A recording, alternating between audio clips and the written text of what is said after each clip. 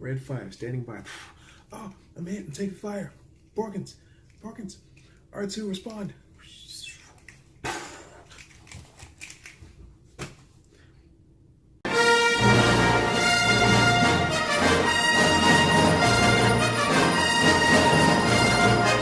So for some reason, I've taken it upon myself to also review all the Star Wars films, so I've been battling with myself this entire time whether I should review them in numerical order or chronological order.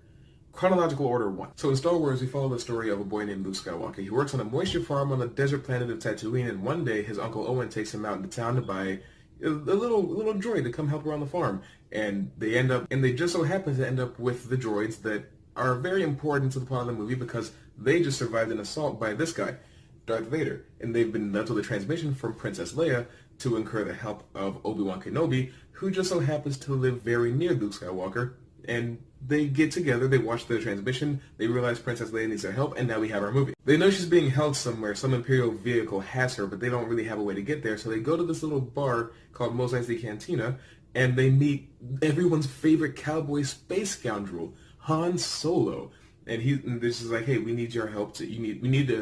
We need an escort to this place, we need to grab somebody, and we need to escort back.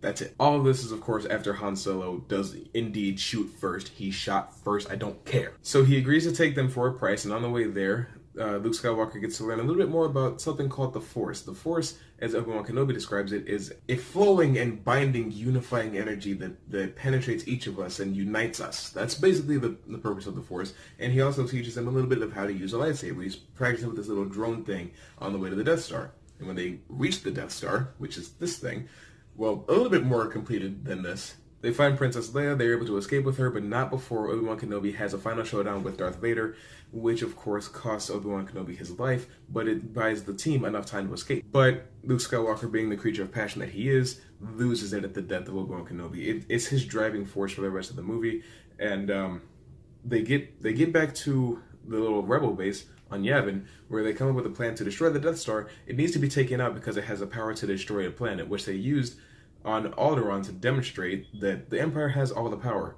What's the relevance of Alderaan? Well, that's the planet Princess Leia was raised on. She's royalty there, so it's kind of important to her. And the rebels in general. So they're going over how they're going to destroy the Death Star, and they realize that it only has one weakness, a 2-meter wide exhaust port that leads directly to the core. It, funnels out all the heat, was what it's supposed to do. But it really just serves as a way for the movie to end. And everybody's like, 2 meters wide? Nobody could ever shoot into that. And Luke Skywalker's like, well, 2 meters isn't any bigger than the Womp Rats that I used to bullseye in my T-16 Starfighter. So he decides, hey, I can do this. So they lead this huge assault on the Death Star. The trench run is one of the most special things you'll ever see in Star Wars. It's phenomenal. It's awesome. You got every single pilot just and Luke Skywalker is about to end up getting, blown up and killed. But who's there to save the day? Han Solo. He decided that he wasn't just in this for money. Princess Leia was right. He's here because he's a good guy. So he shows up to help save the day.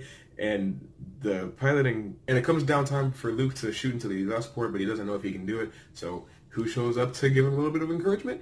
The Force spirit of Obi-Wan Kenobi communicating to him. Use the Force, Luke. So he does it.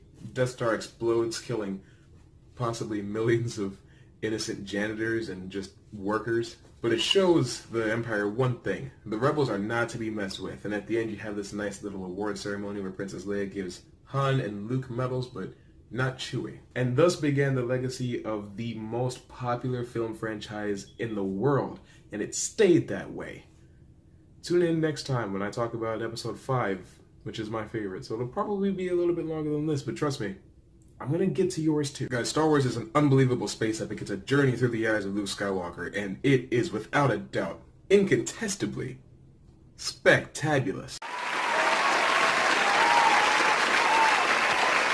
Star Wars New Hope. Have you seen it? What did you think about it? Let me know in the comments. Comment below. Let me know. And as always, if you like what you've seen here and you want to see more, click anywhere on screen to see more. Guys, Star Wars is an unbelievable space epic. It's a journey through the character.